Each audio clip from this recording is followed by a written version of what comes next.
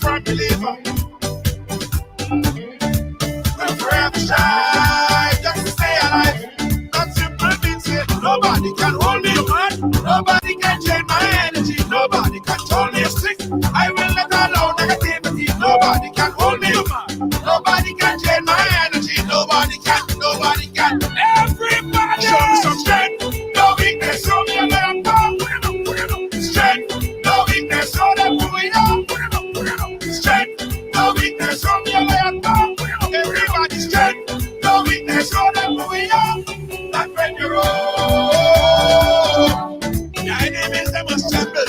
Your enemies they must tremble. Yo, that when you're old, everything has to humble. Everything has to humble. I'ma go get up. I just go hard. And I'm a kind of fella. Put my trust in God. That's it.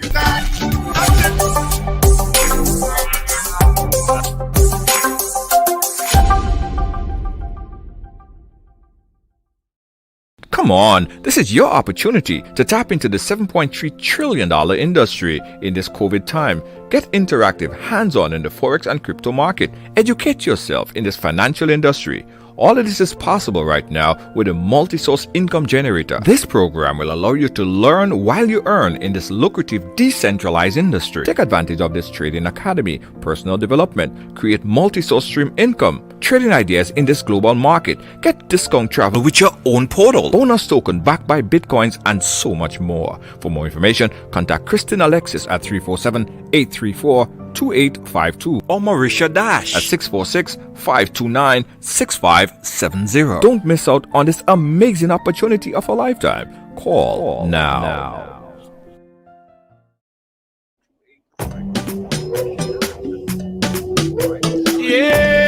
Right along, welcome to the ride. Welcome to Tuesday on the ride. How you guys doing? Welcome to the ride, everybody.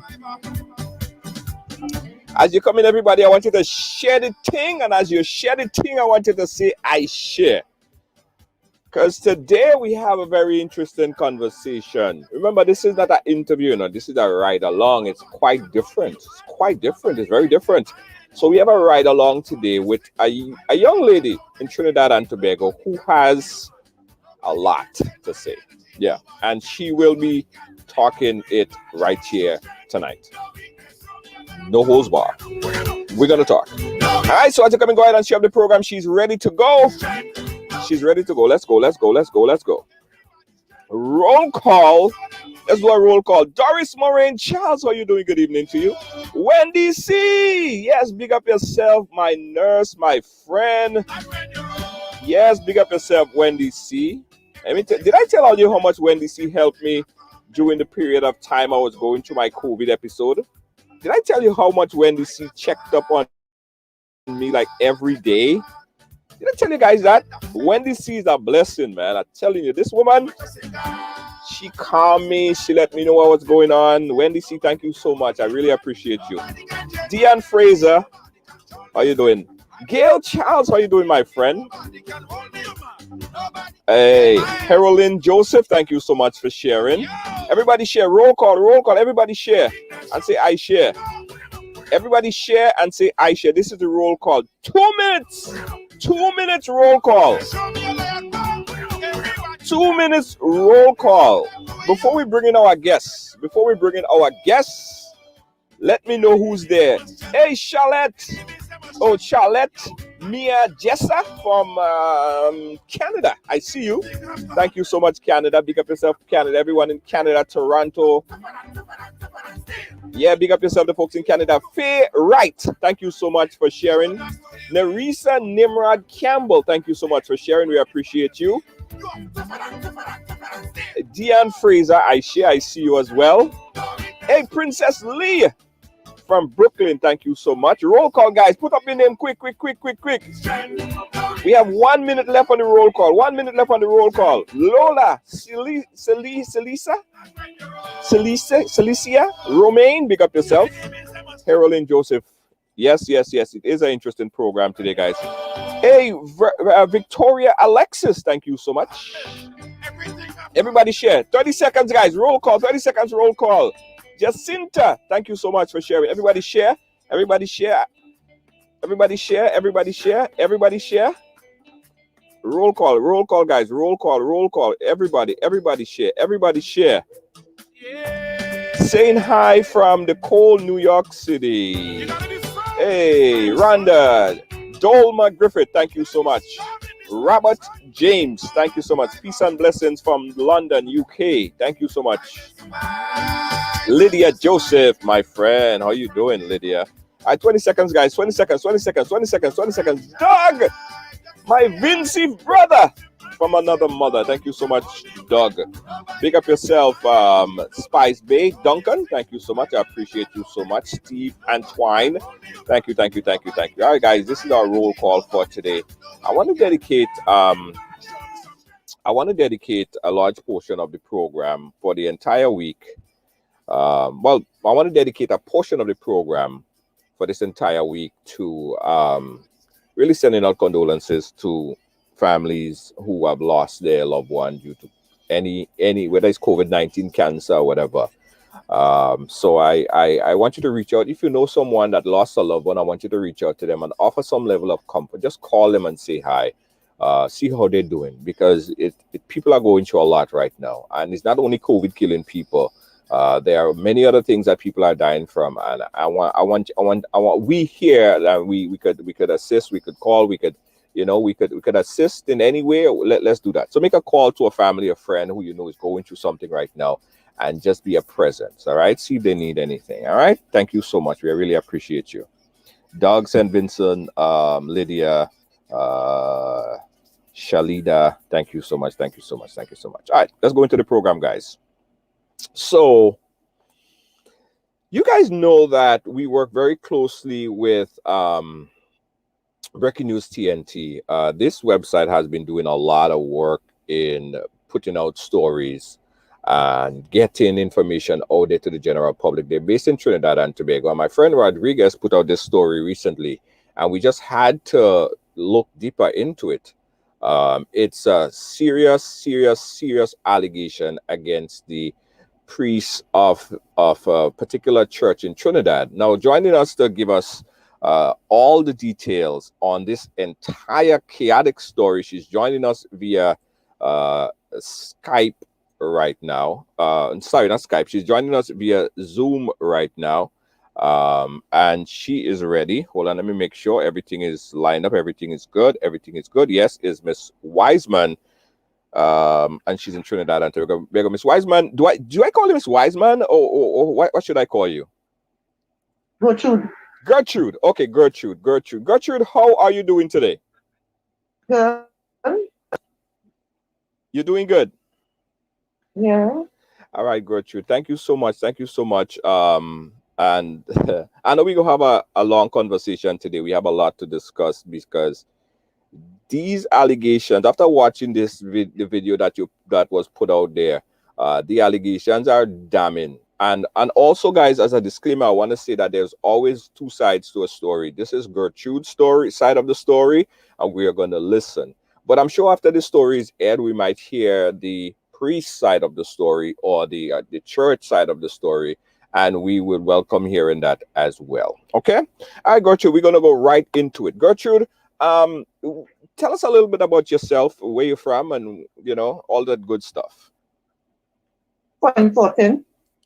Just talk to us. Tell us about yourself. Tell us about talk to us a little bit. What do you do? I don't want to give too much of personal details about myself. I got you. You don't want to give too much personal information, and I completely understood. Gertrude, so you are employed at the church, correct? I'm a church member also, registered church member. You're a church member. How long have you been there? How long have you been first at the 3 church? years. Mm-hmm. 3 years. March this year. This month will make it 4 years. Right. This month would have made it 4 years since you're a church member, or since you're working at the church. Since working at the church, but I'm a church member.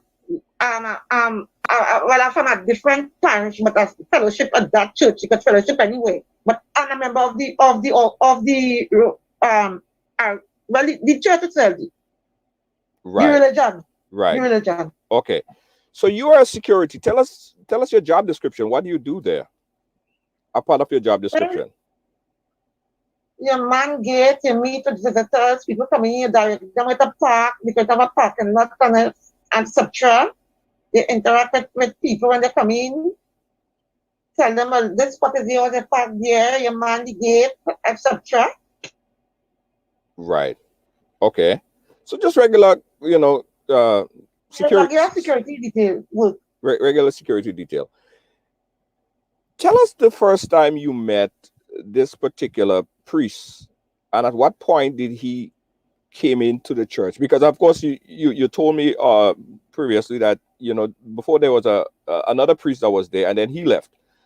Tell us about meeting this particular priest. What time? How long ago did he come in to be a priest of that particular church where you work? I don't know if it's if it's July 2017 or 2018, I think June 2017, I believe, Somewhere, I can't remember what time it come in, I can't remember, but somewhere, because he make 3 years there already. This year make it 3 years, I think. I think this year make it 3 years. I didn't take the particular day he came in. Okay. Yeah. Okay. What was Mhm. different? What did you notice that was different between that particular priest and the priest previously to him? Well, the other priest, and I'm not calling his name, Yeah. that priest was a true man of God, was a gentleman, was a priest, was a father, a brother, a sister, a real respectable man with integrity, man with moral and spiritual values. That was a priest that anybody could sit down and listen to and depend on him for counseling, for anything. But you see, this priest was coming here, he came in as really a good boy. Well, I to say make you feel good, but when he settled down, then you start to see his different colors, see different side of him. Explain that. Explain that. Have you had any? Okay, What the converse? What led you to that conclusion about him? but I remember when he first came there, it's me he meet by the gate, and I remember his words. He said, the barrier was in front because it had the car park was full, and he came in and he didn't wait for me to move over the barrier. He jumped out and he moved the barrier and he said, I'm the new priest. And how you use the word? I'm the new priest, say no more. So I jumped. I said, but what is that? You're the new priest and you're coming and adjust yourself? And he went in. But what I observed the second day, I see a young lady coming. Then the next week, I see a fat girl coming. And she slept in the compound that night. She slept and she showed me certain scenes, but she slept there that night. Then after I observed, like, when you have our office days on our Fridays and things, but I observe, oh, that's strange thing when I'm on duty. Like if you have a different kind of service, kind of church service, it's a different kind of service you have. So one time I watching him one time I was going on, and when we became good friends and things, so he realized I observed and I ain't saying nothing. So we became a real good friend. I tell you, he was like a father, brother to my sister and everything. Because I don't realize like I'm not saying anything. And we moving good, we saying things from each other and all kind of thing, right? But it seemed like he getting kind of jumpy and fishy, like he tell himself, well, I'm knowing too much or seeing too much. Right. So like he was getting uncomfortable.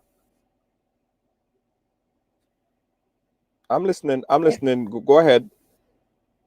Yeah. So during the time I find sometimes he go rough me up, he go Sometimes he just come and he just watch me come out some home by him, like Presbyterian, and he come and just watch me. Move in front of the door, move in front of the door, go in the boot, go in the boot, go in the boot, go in the boot. So from the time he tell me that I'm not a fool, I don't realize somebody coming to him. So he don't want me stand by the door because I will see too much. So when he brought up at me so, I'm afraid, and I feel shame, I to cry. And I said, call the workplace. They have the record if they want to lie. I said, call them and tell them I'm feeling sick. Sometimes I go to the hospital because they tell me if I feel sick at the work, I have to go to the hospital. Or sometimes I tell them I have an emergency and I go home.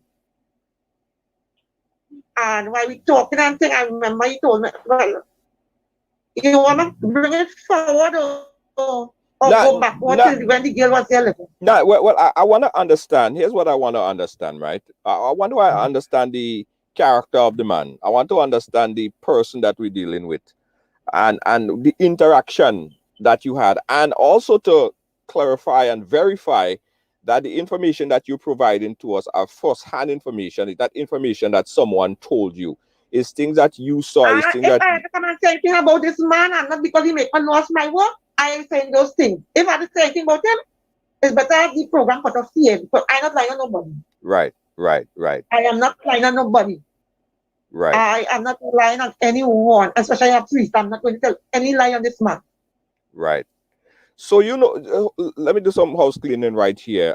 Jeff John, I'm seeing your comments about the clarity of our audio. It's clear on my end. So Jeff John, I'm not sure if you need to reset your device a bit or connect and come back in.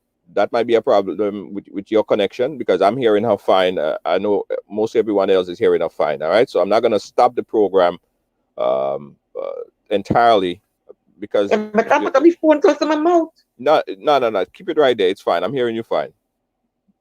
All right. Anybody else?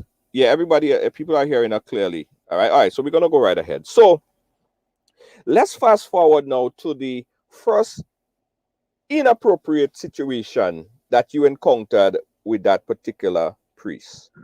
Talk to us about the first time that you had some kind of, or you realized that some of the things that he's doing is inappropriate for a priest to be doing. Talk to us about that first instant. Okay. While we talking, one night he told me to close up the booth. And he said, go to the booth and come and talk. And close up the booth and we went talking. And in the conversation, he tell me he wanted to see my panty, and I bypass that. I pretend that I here. I brush off that. What hold on. What did he ask you? He tell me he wanted to see my panty. Just out of the blues like that. But while we talking now. We're talking, and he just talking, because we talking like any normal person. And he said, let me see your panty now. And I pretend me here, my brush it off. But didn't you think that, I mean, the priest coming on to you and asking you to see your panty, didn't you, I mean, that is shocking to say the least, right? He's a priest and you're a worker there. I mean, did you tell him like this is crazy? I mean, you can't, I mean, this is obvious that is inappropriate. How did you react? What was your reaction when he said that to you?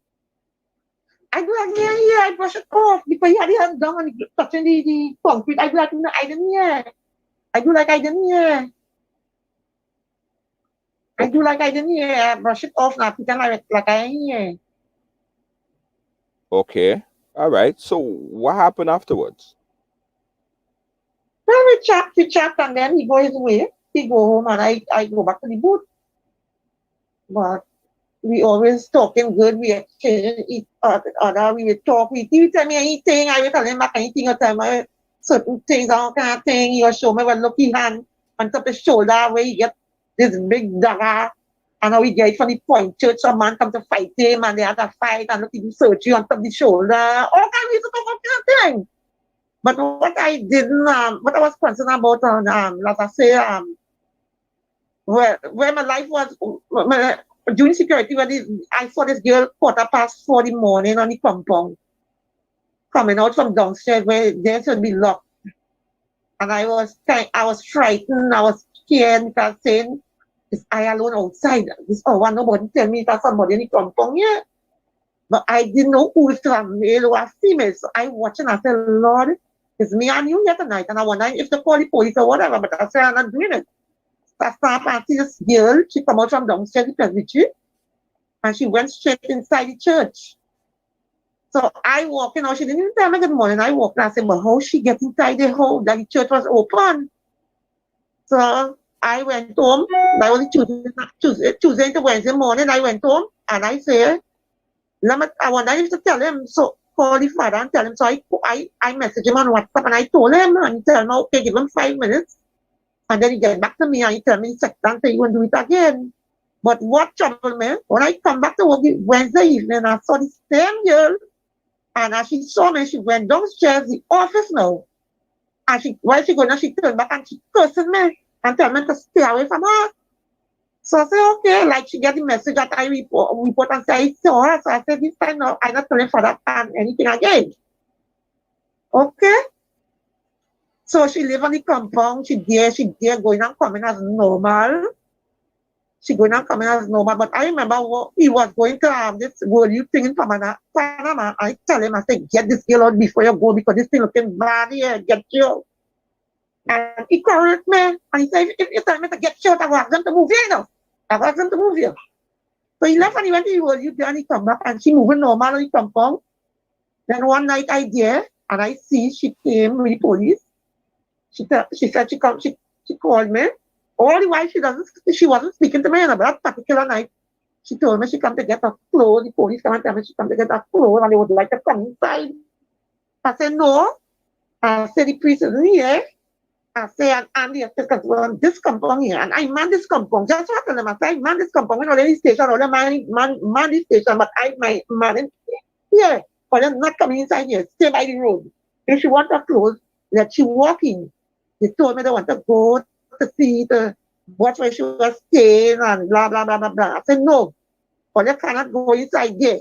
So I called the I called the secretary and tell him look somebody out. Yes, the man he come out and he talk with them and she moving out. She close. She move out about 6 trips. She move out and the police and them come ask them a certain question. They told one particular thing. I know they told me that the girl. So that she's been sexually abused on the compound. And she didn't tell me who name she say or anything. And they asked her why she did they said they're from the Sipaya police station. They asked her why she didn't go to Sacramento. She said she can't go to Sacramento and nobody taking her on. They're not doing anything. So she went to the Sipaya police station. And I bat for my priest and all the other thing I bat for them. Mm-hmm. And police on them gone. When they gone, the priest come and I told him, I said, look, police was saying they jump on the car. He said, what they was here for? I said, I'm not telling you nothing because when I warn you, they didn't listen. And then he called the other priest on them and they sit down and they talk and whatever and thing. But what I observed, this same particular girl, I observed she living on the compound again November last year. Hold on. There's a female that's living on the compound, you say? She lived there for a whole year. That is same girl I patrolling 4:15 in the morning. But is it only you that observed this, or other people there observed this? To tell the truth, other people observe. I tell you the truth, other people observe. And they know what was going on. Mm-hmm. Okay, so she's residing there. She's coming on the compound. She resided there for a whole year until she bring the police, right? Uh-huh. But I tell that same particular girl, I observed she on the compound again. It began last year, November. So I watching, I said, but this girl, after she bring police, she come back on this compound. So I tell the father about it, right? You know what he did when I tell him about it? He dismantled the monitor in the security booth. When I told him about it. I said, how you can bring, oh, or they have this girl living on the compound again, and this girl brought police here, and I back for all you. I lie to the police to save all you. I said, no, how you could have police. And when I go back out to work, I told him that, I think it was a Sunday, I told him that I went out to work on the 22nd, I believe I went. And past 5 in the morning, I reached the work, I observed the money that this month or this able. So I call a service, run that hour, and I make a report. I say, I want to tell you, I come to work and look the money that disabled. And I make a report in the book, and I told him, not take a message him again, and told him he come in the evening, and he's telling me, the money that dismantled is you. He's telling me it's I that dismantled. I said, no. I said, you know why I dismantled it? I said, because I told you what's going on. So he dismantled, so I will see what's going on the compound. Yeah, Gertrude, hold on a second. Go back a little bit. Because I wanna get the whole chronological run of the story. Now, you in a lot of instance covered up for the priest. Yeah, because I am a church. We have to cover up. We have to cover up for it. I guess that's a big question. I have to cover up. I can't talk. Yeah, I have to cover up for him. But that is a big question. Remember? Okay, now I understand, but that's the big question. One, you said at the beginning that you are not just the security. You are an active member of the church. So you know the policies, you know about the priests, and you know about things that priests should do and shouldn't do, right? You know about that stuff. But you kind of accepted the fact that he was being appropriate to you.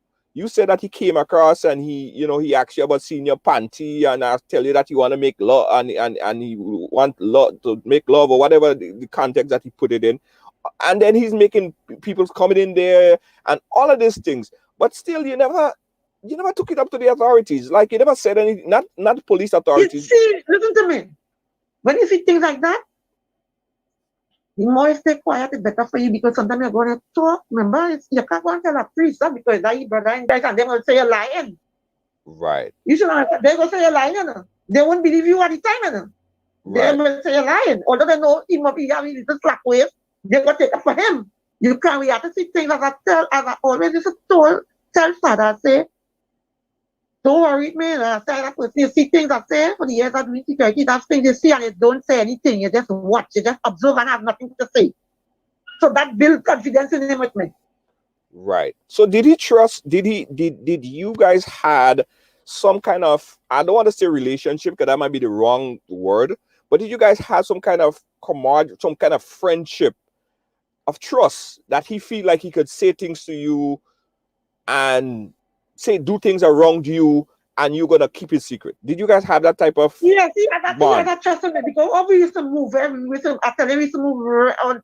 Is that passion? I used to come and tell me, they say, we envy how you and this man getting along, you know. Well, they call them, we envy how you and father getting along, you know. You have to tell me that. Right. I want to read a comment that just posted here. Busby is saying that Shamir Ferguson Hospital is saying no man would ask for to show a panty just, so there must be some kind of conversation that led up to that. So basically what I guess the person is saying is like, you have to have some kind of comfort, some kind of trust, that kind of trust to even come out and talk about these things. And all these things, I mean, it is so blatant. It is so blatant that you are in a position, because you're not just a security, you're a churchgoer, you could expose this stuff. Why did he trust you so much? I don't know, but I don't know. I saw 21st come there and I know two ladies come and I never talk. I don't know. He trust me, I don't know. And I trust him. I to tell him anything about myself and he tell me about him. Right, okay. We trust each other. We used to move real good. Right, okay. Talk to us about, you mentioned about the very compromising position that you one time saw the priest in. Talk to us about that. So that Sunday, I called it. I could call it. Yeah, it's fine. Yeah, it's fine. 20th of December, 2020. Right. We cook. Church was he did the 6 a.m. mass, and he had must have gone do 2 other mass outside the parish, outside church, in different parish, and I observed 8:20. He come back. I mean, no, he like a fish, dipping in, dipping out, dipping in, dipping out. I say, oh, why you moving so? Why you moving so? So I watching him. So I know his brother now tell me go and do 2 mass. His brother go and do 2 mass. So when about 8:20, I see him come back. I say, but that mass, wherever he do it, it can finish yet. But this time he watching me because he monitor me and he monitor because you know I'm not a stupid security, you know how to detect and thing. So he passed through the back by the kitchen and come through and go in the bookshop. So the cook she making, she put all your thing in the back.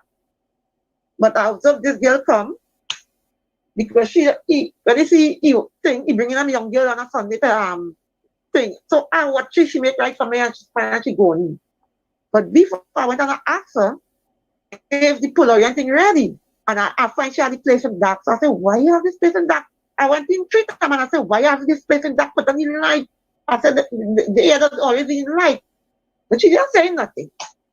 So it was after church over because church is 6 on a Sunday, 6, 8, and 10. 10 o'clock mass over around after 11 because with the COVID is 1 hour mass. 11:15 over. Or 1 o'clock. And think he's still there, he and his girl inside. Because I know but here the church compound only me, and the girl inside with him there, and the cook she to the back in the kitchen. Mm-hmm. So I was sitting, I was praying the rosary, and I don't know, something just let me get up just so. And I go and I was really going to get, so I said, let me go and get the water. I said, I will go see what I knock on the door, I don't know how the door. No, I want to know the door. I want to know how that door open. And I saw the compromising position, and I just stand up and get shocked. I stand up, and when I went back out. Uh-huh. And he said, today, they leave from the cafe. It was after 2. After 2, about past somewhere there, past 2. That time everybody look up long church over. And the cook, when I looking for the cook, I say, well, all the cook can see what's going on. This one cook, she don't see about the kitchen and she go in the presbytery. I didn't hear the last part. Your audio just crack up a little bit. What was the last part you just said? What? I looking for the cook because I say, how the cook? How he and this girl inside and the cook can see what's going on. Right. So when I the cook finished, she done with the kitchen and she went to the presbytery area in the house. We just call it the house. Right. So after 2 he and the girl came out, she didn't watch me again. But he watched me on his side and he said, he kind of smiled and he said, go to girl. Well, I answer him at all. And he said, go to girl, I didn't answer. And the girl took a car, she drive out and she gone, and he went inside by him. So what was your assumption? What did you assume happened there? Well, it seemed like what I see tonight, they're making love and kissing each other. That is the position how they sit down. Everybody is perfect otherwise. Yeah. Let me take a quick break. Right? Because when we come back, I want some clarification on some other things. It's very important because this is a serious allegation, and I thank you for being so brave to come out and talk about it. But a lot of questions need to be asked. And we're also going to open the phone lines to get some calls as well on the live. So let's take a quick break. Let's take a quick breather and come back. You're watching Ride Along Live, guys. Don't move. We'll be right back.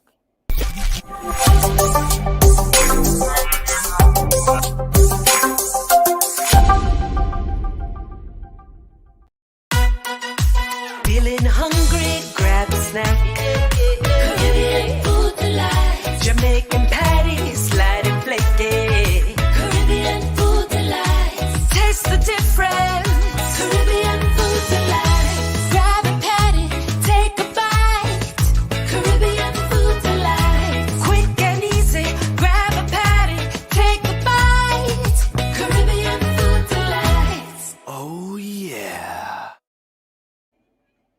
Hi guys, welcome back. You're watching Ride Along Live, and we're talking here with Wiseman Gertrude, and she's sharing her story, her encounter Divorce with the white man. yeah. Sorry. Divorce the white man. Okay, no problem. Sorry. Yeah. So we're talking live here, and we're getting some more information on this particular story. And we also want to say that a story always have more than one side. So again, this is one side of the story. I'm very sure that the church would release some kind of release on this, and somehow we'll give it the same energy. We'll invite the pastor or the priest or whoever to come on and share their end their side of the story. Gertrude, were you scared that if you spoke out about this at the time, not now, before, during the process of all of this stuff happening, all the stuff that you're seeing, all the stuff that you endured, were you scared that you possibly would have lost your job? Were you doing it to secure Yes, your I would have employment? lost the job. I would have lost the job with the company also. And they would have said my brothers and sisters, other priests would have said I'm lying. Why? Why would they say that you lie? Why would they not trust you? Their brother and people won't believe that those things. And as a matter of fact, it was my intention to really come out and talk what I seen about him, because we was moving too good for that. Too good. So it was my intention to say anything. I want to be honest. It was my intention. So you saw him doing all these things. You saw him in compromising position. You said that he made a pass at you in inappropriate ways, telling you all these different things, and you had no intention of talking about it or bringing it out to authorities. You had no intention of doing that. No. Why? Because we was going down too good. We was going down too good. Yeah, but it doesn't matter. But people would say, and the people on the live would say that, yeah, you guys going on good, but what he's doing is wrong. What he did is inappropriate and it's wrong. So even if it's your best friend, I was still looking at it too. What, he's a big man, he's a priest.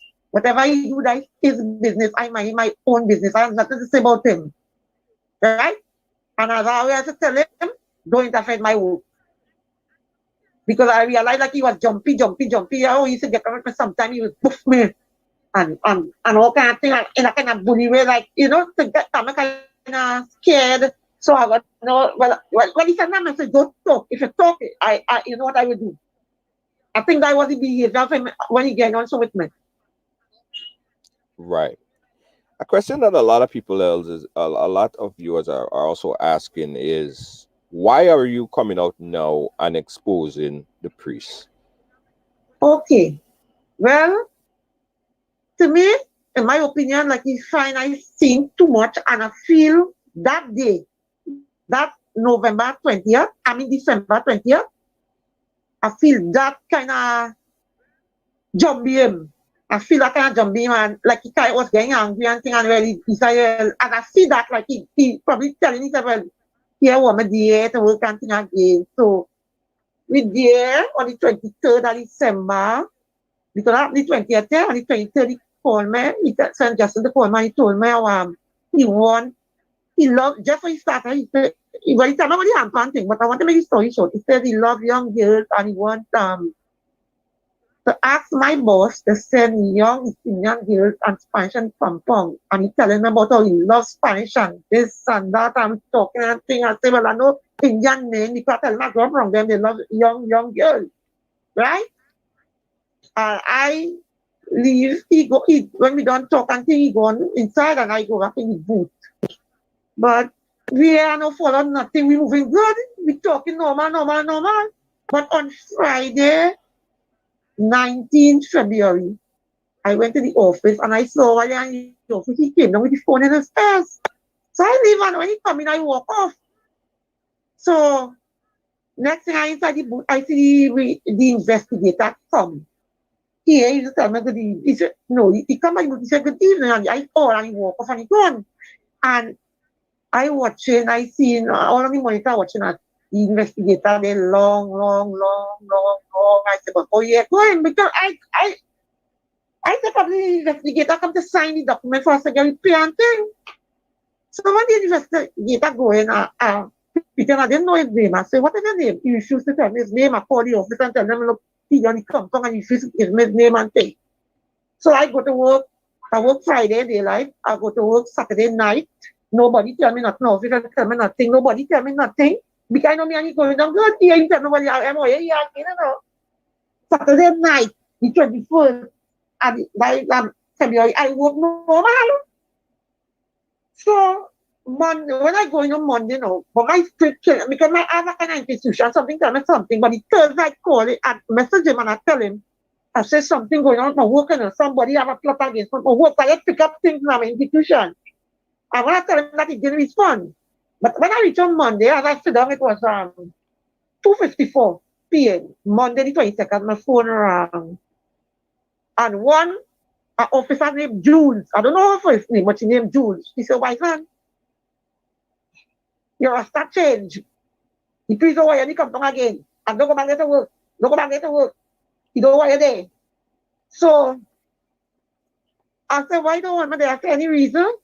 "I don't know. He just said, you don't want you there, you don't want you there." So I pick up the phone now and I call him. 3 times I call him. He never answered the phone. So I'm WhatsApping him and saying, "Father Khan, why don't want me to come down again? What I do?" He never respond. That simple text, he take the text and send it to the office.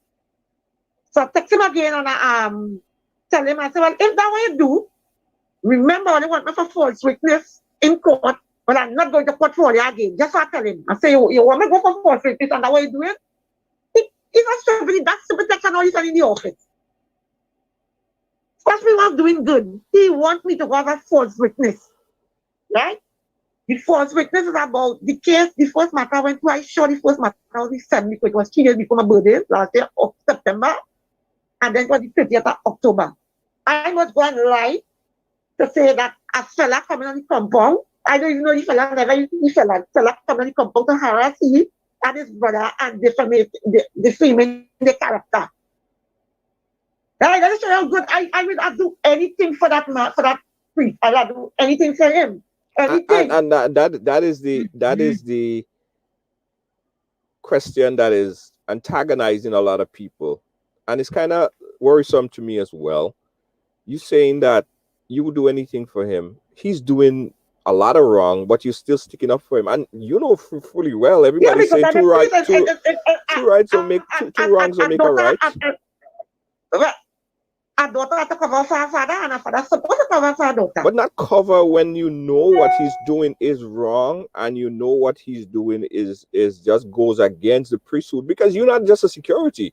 You are essentially a parishioner. You are in the congregation. You know that. And after that, he's going and pray over people, and you know it's like false prophet. You know what he's doing is not right.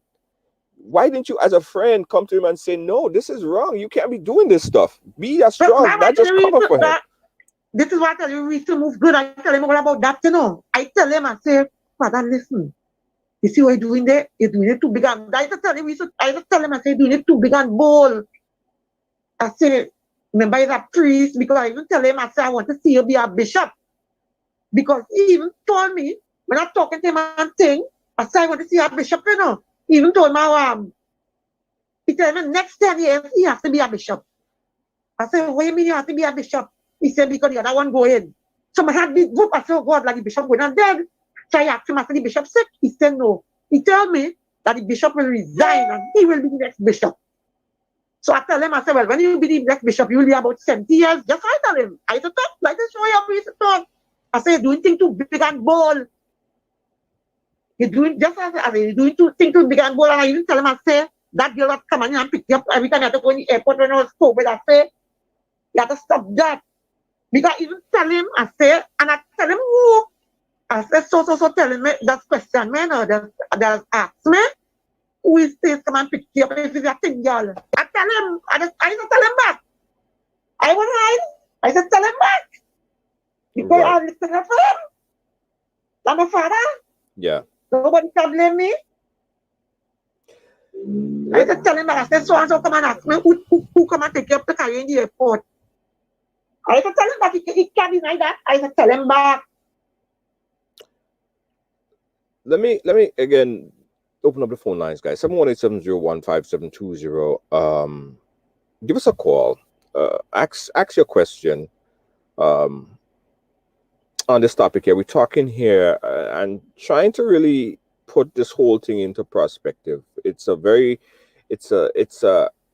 kind of puzzling story, but you know, it's puzzling because I never tell anybody. Why I must tell people? Yes. Yeah. Why I must tell people that? Yeah. That was my business at the point in time, but he betrayed me. Look at the time he betrayed me during the Lenten season. He betrayed me. Me and you going down, and you write a letter. You write a letter, you know, and give the investigator to go to the office and never even tell me nothing. Well, I want you to come from nothing again. He write a letter and give the investigator to go to the office. But that was father do me. You do a child that. He had a bad character. He had a bad character to begin with, and you know that. You know he was not a person of good character. Still, you have to cover up. Still, I'm a father to cover up for him. But betrayment comes. You cover up for him. You cover up for him, but he wasn't about to cover up for you. You did for him, but he wasn't about to do for you. You lied for him, but he wasn't gonna lie for you because today you lost your job. You lost your job, right? He fired you. They fired you. They moved you. Why they fired you? Why they moved you? Because that's how he bring a complaint to get out with somebody else. That's what he said. That's what they said. And he said he don't want money location. Yeah. Yeah. He didn't look out for you. You looked out for him. You cover up for him. You cover up his ass. He was about to lie for him. Right. I cover up and I tell him father cover up is my duty was to cover up for him. And my father is to cover up for him. Right. I trust him. I don't have confidence in him. And he know that I always tell him my father I have confidence and trust in you. I grew up without a father. And me, I don't know nothing but father love and all this thing and how he's a move like a true father. It come like I was still looking, although I as a woman I still looking for the fatherly love and all that stuff. But it seemed like I was trusting the wrong person. Don't mind he's a priest, I was trusting the wrong person. Because I cover up for him and we tell him, well, so this about you, so that about you.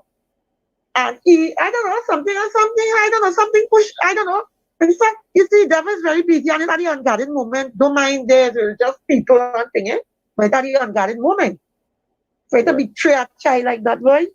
Do you feel let me take this call real quick. Caller, you live, right along live. Go right ahead. Where are you calling us from? Toronto. Go right ahead, Toronto. I was wondering why is she covering up for the priest, right? Uh-huh. And she's saying that's her father, but the Bible says call no man on earth father, about the heavenly Father. And if she would lie for him, right, but at the same time she's covering up his wrong, which is wrong. Two wrongs don't make a right. So does that mean that the priest could go ahead and do whatever he wants and she will cover for him, but yet she would lie for him? It doesn't make any sense. The priest is a big man.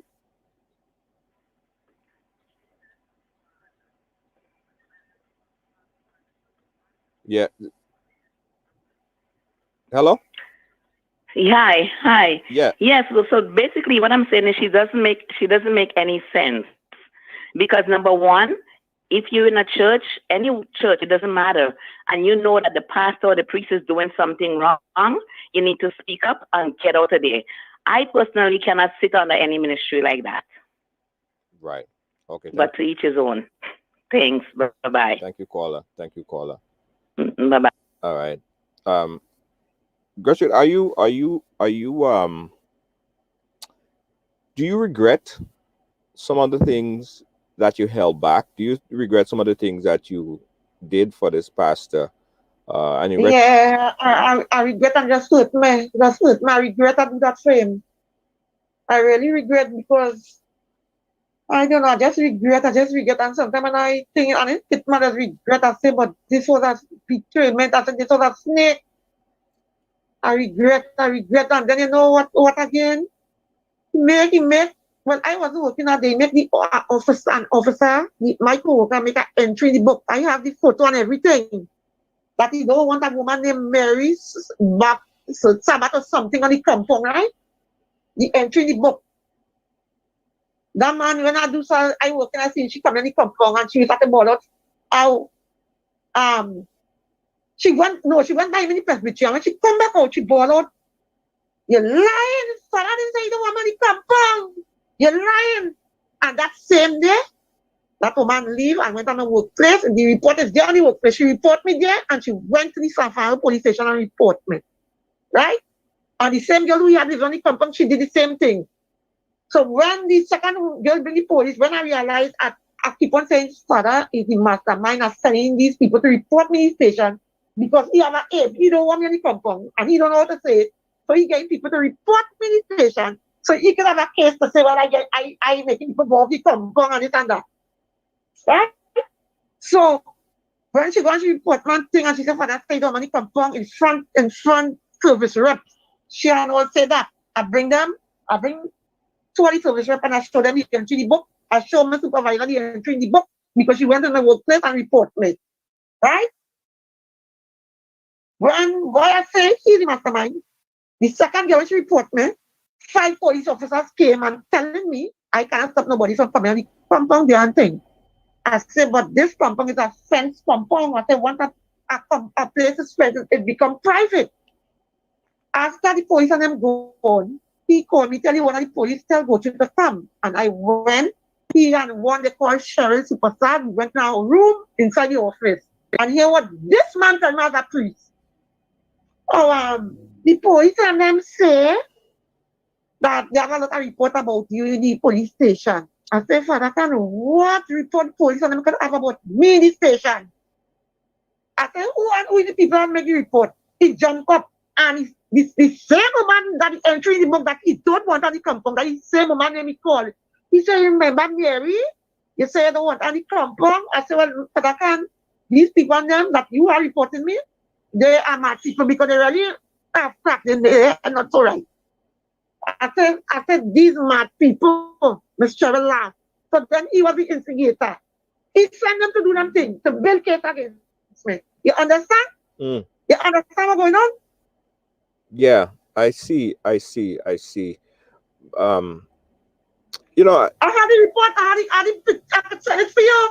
I could send it to the name and I could send the woman as a picture. Because when I realized how we moving, I said, because many times he said, don't put this in the book.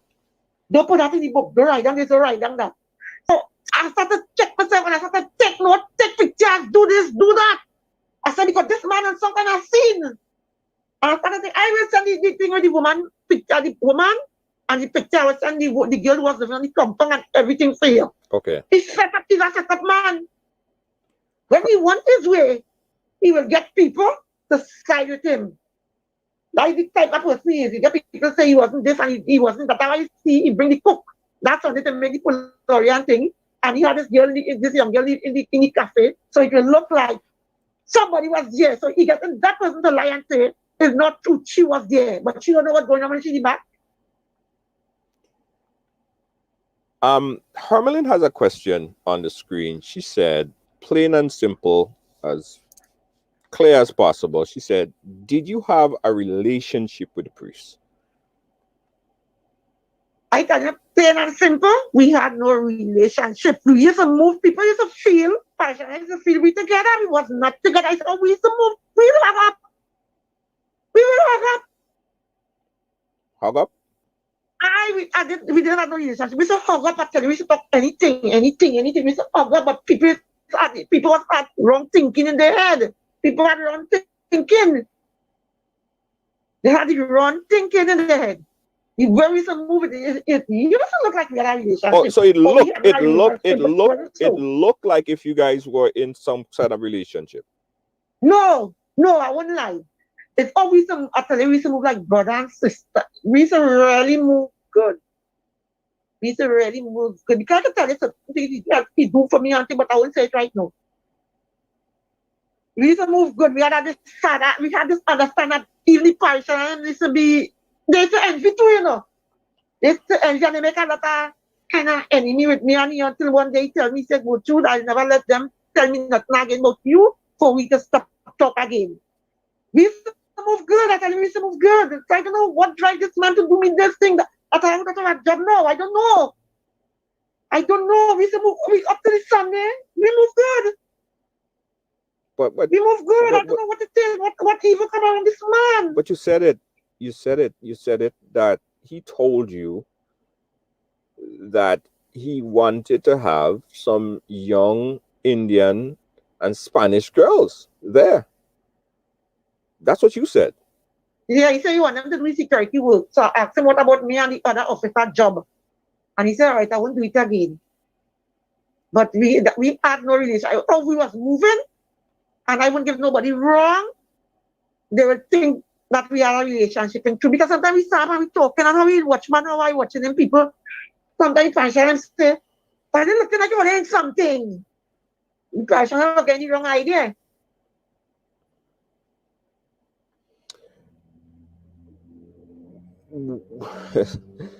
I guess the only question next is after you went on, Breaking News TNT, you spoke about this, you're out and you're speaking about this, you're on Ridealong, you're speaking about this. What do you want to see happen?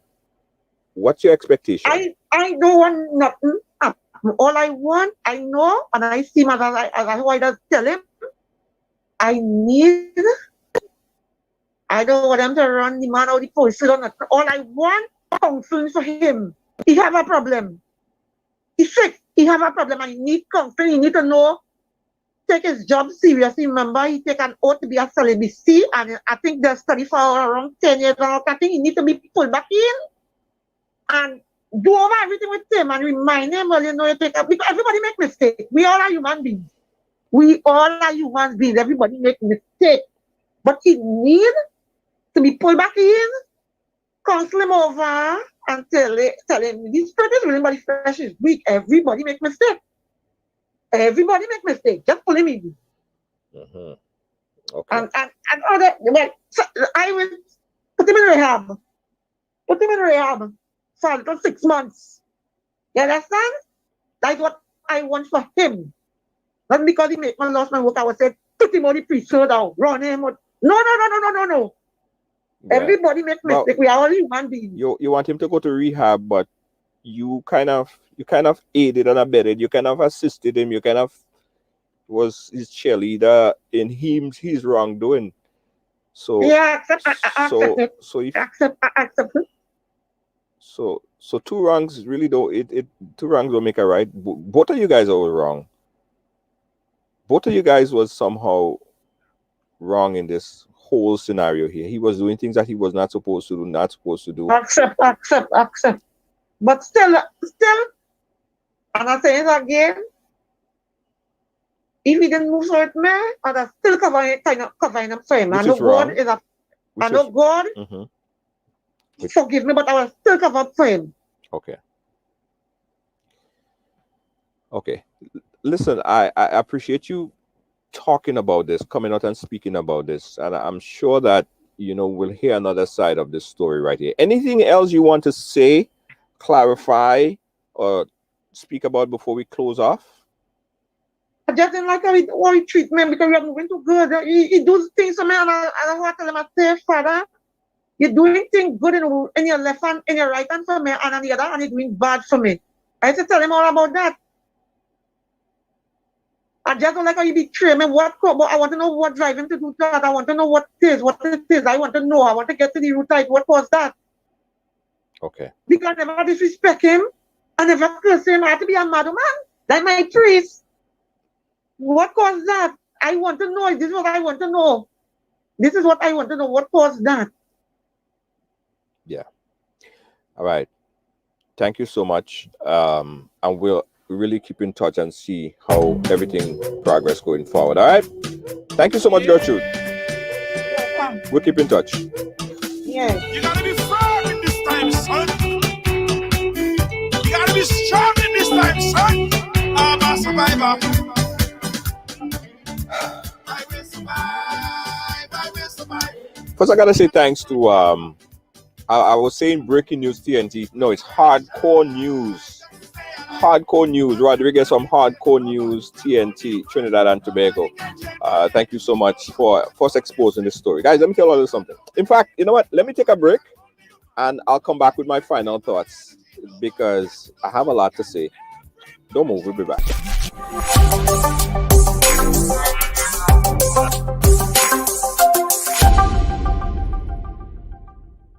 What you do makes a difference, and you get to decide what difference you make. In 2020, I was nominated for the Carlino Award, which is the award for advocacy. It just ballooned from there. I decided to become an ambassador for my area, and my goal with that relationship was to build a relationship with my local politicians here and the ones that represent in Washington, to let them know what was happening with Alzheimer's, give them information, let them know that we need their support and so forth. It just opened a whole new world of people to network with and people who felt as passionate as I did about this cause, and I still do to this day. All Pro Health Staffing, www.allprony.com.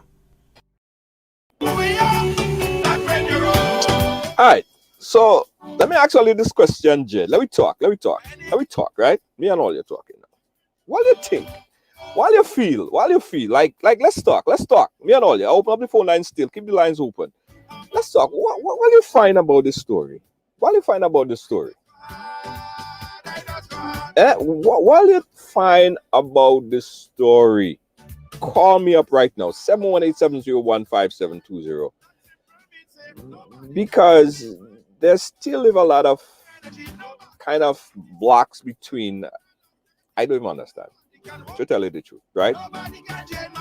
I don't understand why she put that trust in the priest when she know how the priest is. She know how the man is. She already confirmed the kind of person that he is. She kind of was egging him on to all the things that he was doing. But no, not gonna judge her. Not gonna judge anyone. It's just, let me take a call. Caller, you live. Go right ahead. Hello? Hey, go ahead, caller. Yes, you live. Go right ahead. Yes, thank you, sir.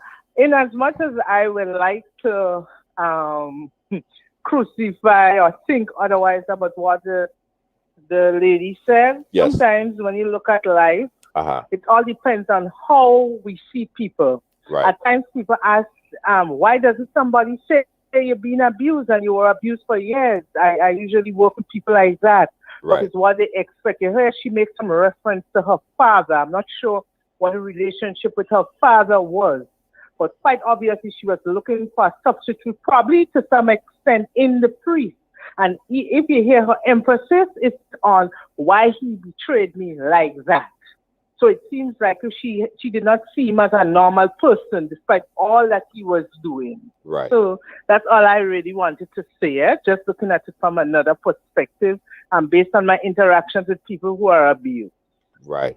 I appreciate your input, caller. Yeah. Thank you so much. 718-701-5720. 718-701-5720. You know, I maintain the idea, right, that two wrongs don't make a right. And it was clear from the beginning, because she noticed it, that the pastor was up to no good. However, she did not do anything about it, and she blatantly said she covered up for him. She would have been false witness for him. But what he was doing was wrong, and she knew it. Yeah, she knew it.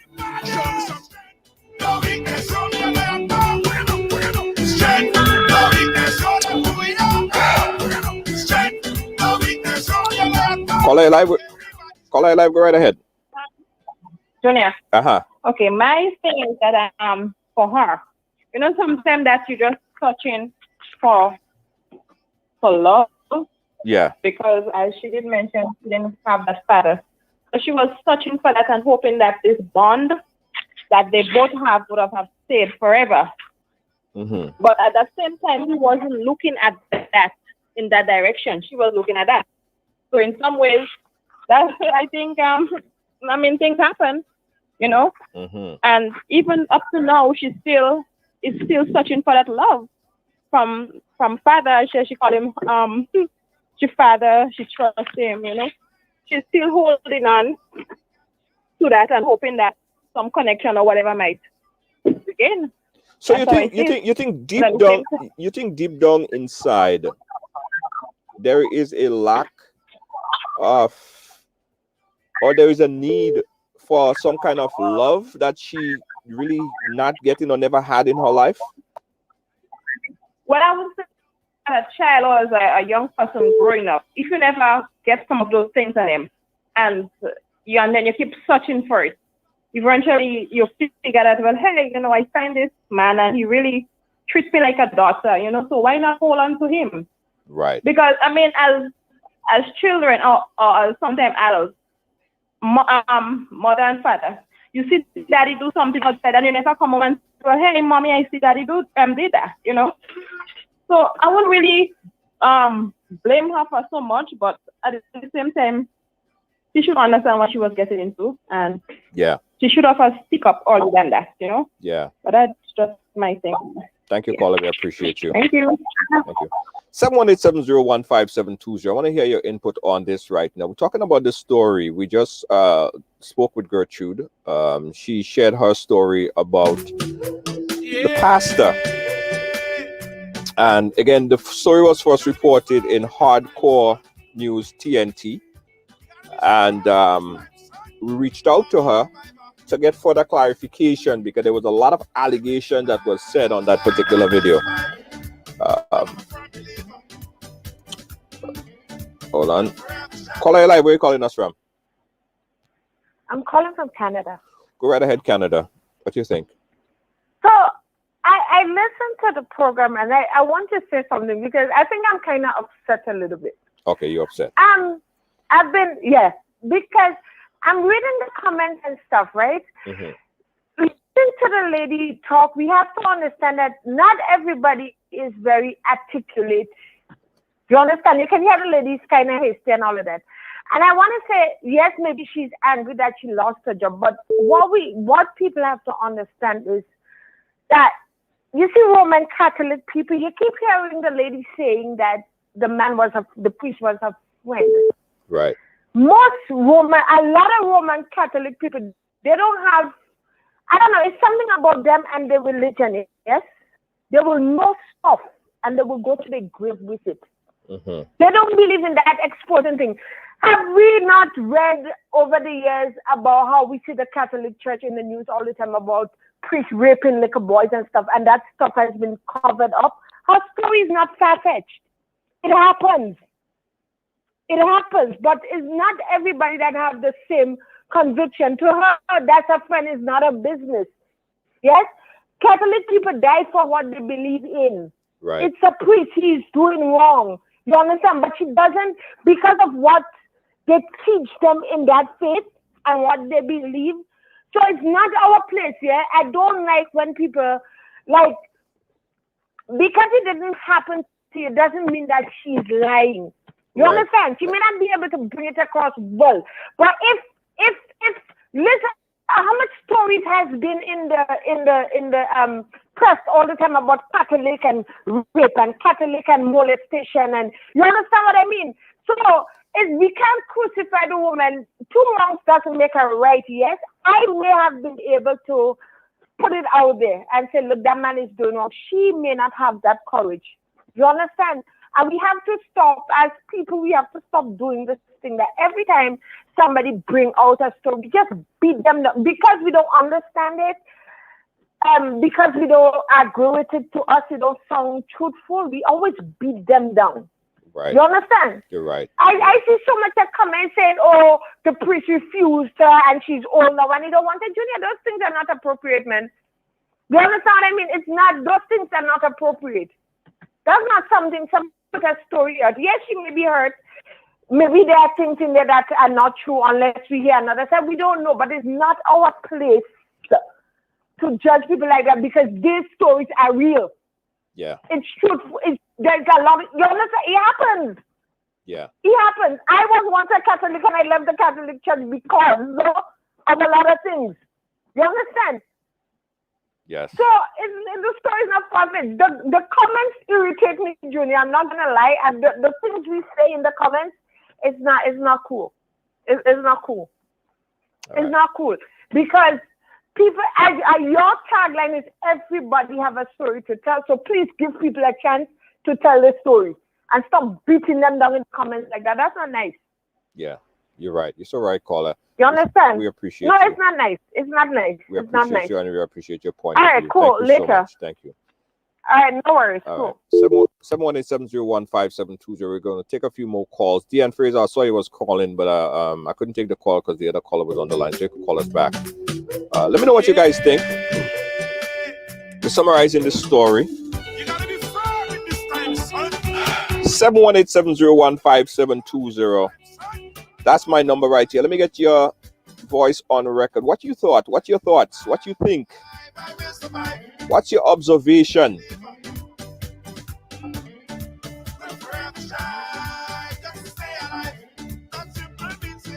Yeah. Again, 718-701-5720. That's my number. Call us up, guys. Let me know what you think. Put your voice on the record. DM Fraser, call us back. I saw you was calling earlier.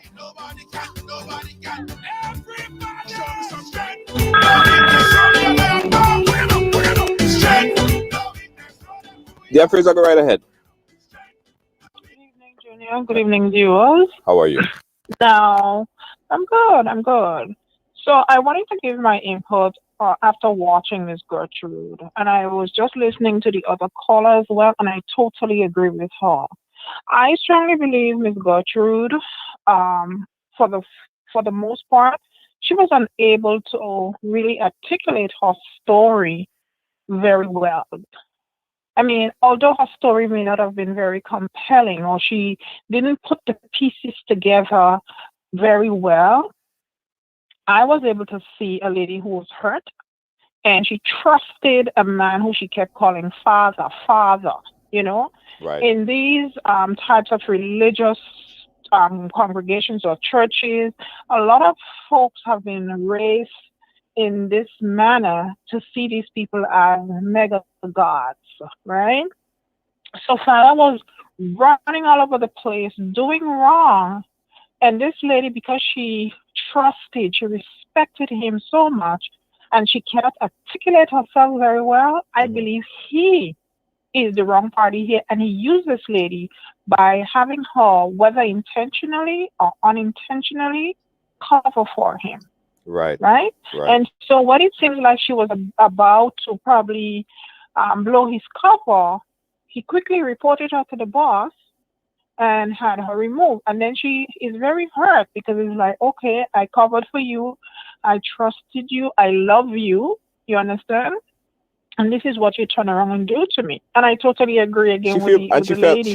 She felt betrayed. You think she felt betrayed because of what she did for him? She felt betrayed, and that's why she kept saying, I don't know what I did to him. I'm sorry. There are a lot of people out there, they may not be able to bring their story the way, you know, all of us may be able to. Yeah. That doesn't mean there is no truth to it. Right. You know, I was watching the comments, and I have very little to say regarding that.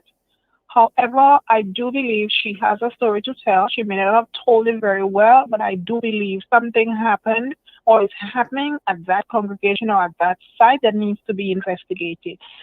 Mr. Priest running up and down with little girls and boys in there, maybe.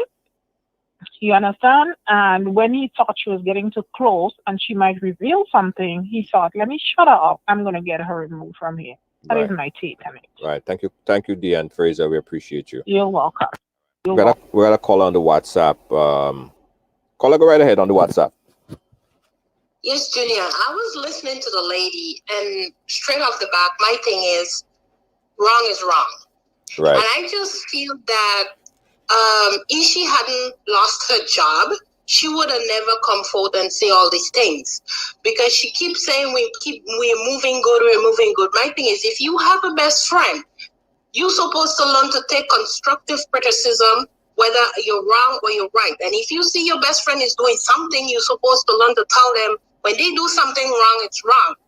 Okay? And I just feel because she loses her job, she's angry and she's upset, and she keeps saying, oh, he betrayed her. She was even going as far as to be a false witness, to put somebody else's character at false. So I'm not agreeing with her on that, because he's a priest, you're a member of the congregation, you're supposed to know what he's doing is wrong.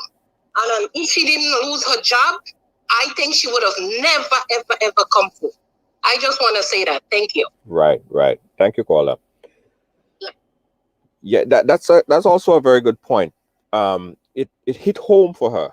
It hit home for her now that she's losing her job. But would she have come forward if her job was secured?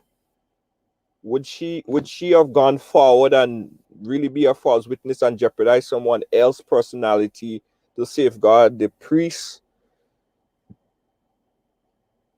When it hit home, that's when it became real for her.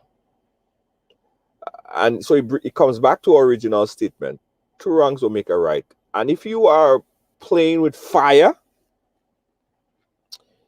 you most likely were going to get burned. Yeah. If you are in a boxing ring, most likely you're going to get punched.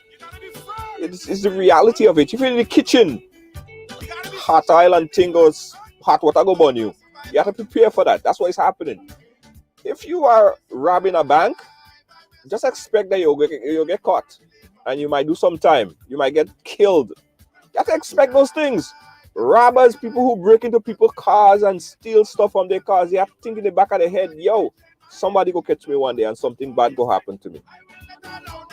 So when you aiding and abetting with negative, not with things like aiding in these things that you know that not supposed to happen, that's just my side take of it. Expect you might be in a position to also go down when the fire starts to burn. It's kind of how I see it. I probably could take one more call and then we close it off. 718-701-5720. I'll take one more call and then we close it right off here on the program. Over tomorrow, guys, I got to tell you this. Tomorrow, we have a very interesting Women's Summit. All right. Tomorrow, we have Women's Summit. We're talking all kind of thing about what women usually say in private. Now, we're bringing it in public. Oh, boy, it's going to be a very interesting one tomorrow. And you won't believe who we have tomorrow. Two very, very outspoken women. I don't know. I might just have to shut up and let it talk because it seems like they come to take over the program tomorrow. Tomorrow, Women's Summit is going to be very, very interesting, guys. And you too could join, all right? If you want to join us in Women's Summit, you could be on the Zoom and you could have your input as well. But only for now, on the Zoom, we only have top fans on the Zoom for tomorrow, right? So if you want to be a part of the Zoom tomorrow, you come in on the program, you could have your input live on the program. You have to be a top fan. Inbox me and I'll send you that link to be a part of the discussion tomorrow. It's going to be a very interesting program tomorrow. Very, very interesting program tomorrow. Women Summit. The women are here to take over the program tomorrow, boy. Look out for the flyers, guys. Look out for the flyer. 2 women, they come to take over the thing. They say last week we had Men's Summit, and them guys and them talk about the whole set of thing. The women and them, they say, boom, today, tomorrow, their turn.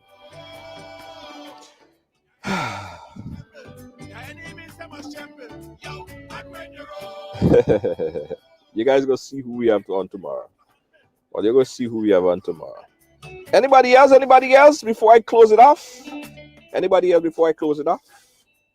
Anybody else before I close it off? Ridealong Live. Remember, everyone have a story to tell. Everyone have a story to tell. That's what we say. That's what we say. That's what we mean.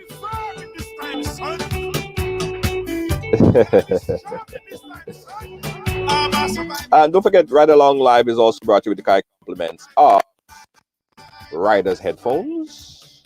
Riders headphones. I'm wearing the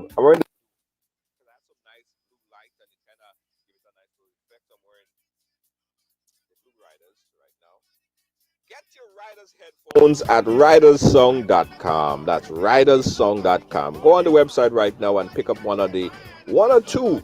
Yeah. It is Bluetooth and also it's wired headphones, right? This one I'm wearing it wired now, but it's also Bluetooth. For music and phone calls, you can listen right along while you do the dishes. Hand-free stuff. Jackie Chaiton says she have a story to tell. Yeah, Jackie. Come on, girl. Can't wait to hear your story. All right, guys. I'm going to shut it off right here. Thanks for watching. Thanks for being a part of our program. Catch you guys again tomorrow, where we have Women Summit. Yeah, Women Summit tomorrow. Come early. I'm starting the program 5 minutes early. And remember, if you want to be a part of the Zoom tomorrow, you have to be a top fan. You have to be a top fan. Inbox me for the link. Okay? Catch me tomorrow, guys. Bye-bye.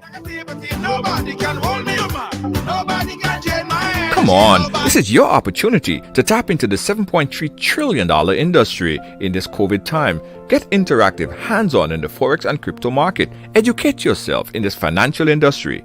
All of this is possible right now with a multi-source income generator. This program will allow you to learn while you earn in this lucrative decentralized industry. Take advantage of this trading academy, personal development, create multi-source stream income, trading ideas in this global market, get discount travel with your own portal, bonus token backed by bitcoins, and so much more. For more information, contact Kristen Alexis at 347-834-2852 or Marisha Dash at 646-529-6570. Don't miss out on this amazing opportunity of a lifetime. Call now. What you do makes a difference, and you get to decide what difference you make. In 2020, I was nominated for the Carlino Award, which is the award for advocacy. It just ballooned from there. I decided to become an ambassador for my area, and my goal with that relationship was to build a relationship with my local politicians here and the ones that represent in Washington, to let them know what was happening with Alzheimer's, give them information, let them know that we need their support and so forth. It just opened a whole new world of people to network with and people who felt as passionate as I did about this cause, and I still do to this day. All Pro Health Staffing, www.allprony.com. Feeling hungry, grab a snack.